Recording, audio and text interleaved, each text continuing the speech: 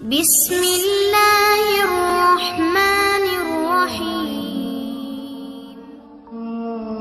السلام علیکم دوستو، حضرت داؤد علیہ السلام کے قوم کے 70,000 افراد سمندر کنارے ہیلا نامی بستی میں رہا کرتے تھے۔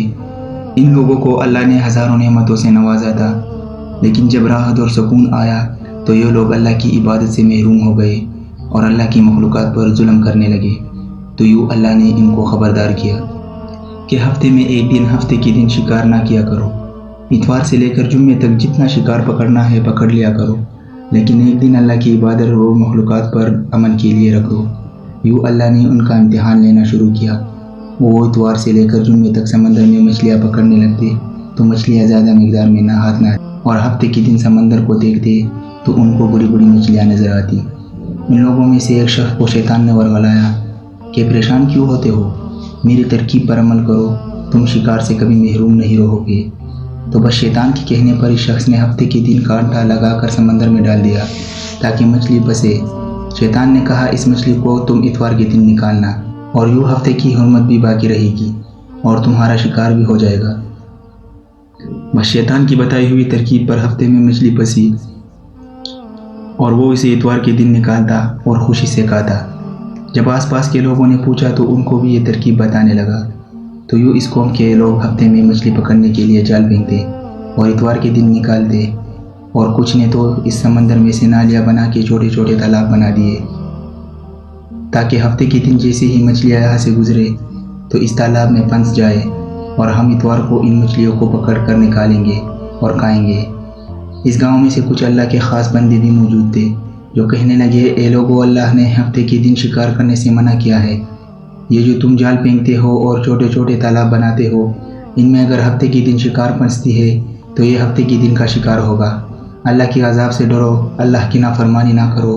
وہ لوگ ان لوگوں کا مذاق اڑانے لگے کہ ہماری جو مرضی ہوگی ہم وہی کریں گے۔ اب ان بستی میں 3 گروہ بن گئے۔ ایک ان 70,000 میں وہ لوگ تھے جو نافرمان لوگوں کی بار بار اصلاح کرتے، دوسرے وہ جو ان لوگوں سے نفرت کرتے اور خاموشی اختیار کیے ہوئے تھے، تیسرے وہ جو گمراہ ہو گئے اللہ کی نافرمانی کر رہے تھے۔ تو یوں نیک بندوں نے بستی کے بیچ میں ایک دیوار کھڑا کر دیا اور یہ حکم نافذ کیا کہ اللہ کی نافرمانی کرنے والے اس طرف ہو جائے اور ہم جو اللہ کی فرمان بردار ہے وہ اس طرف رہیں گے۔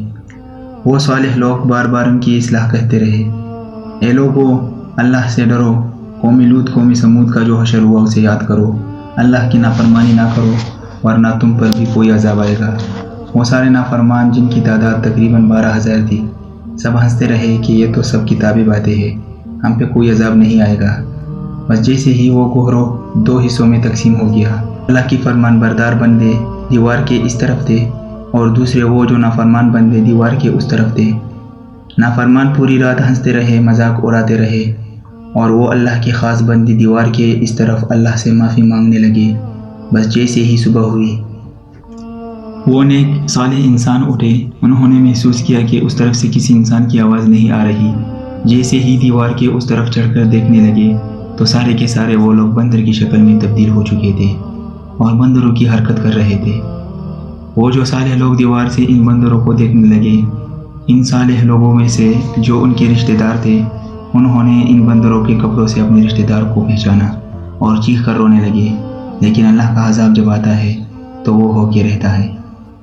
وہ 12,000 لوگ جو بندر بن چکے تھے، کچھ بھی کھا نہیں سکتے تھے اور نہ کچھ پی سکتے تھے، اور یوں 3 دن بعد اس عذاب میں آ کر فنا ہو گئے۔ بے شک اللہ ان بندوں کو پسند نہیں کرتا جو اللہ کی نافرمانی کرتے ہیں۔ اے اللہ، ہم سب کو اپنا فرمان بردار بندہ بنا، ہم کو ایسا بنا جیسا تو ہم کو دیکھنا چاہتا ہے۔ آمین ثم آمین۔ دوستو، اگر ہماری یہ ویڈیو آپ کو پسند آئی ہے تو ہمارے اس چینل کو سبسکرائب کریں اور بیل آئیکن پر کلک کریں۔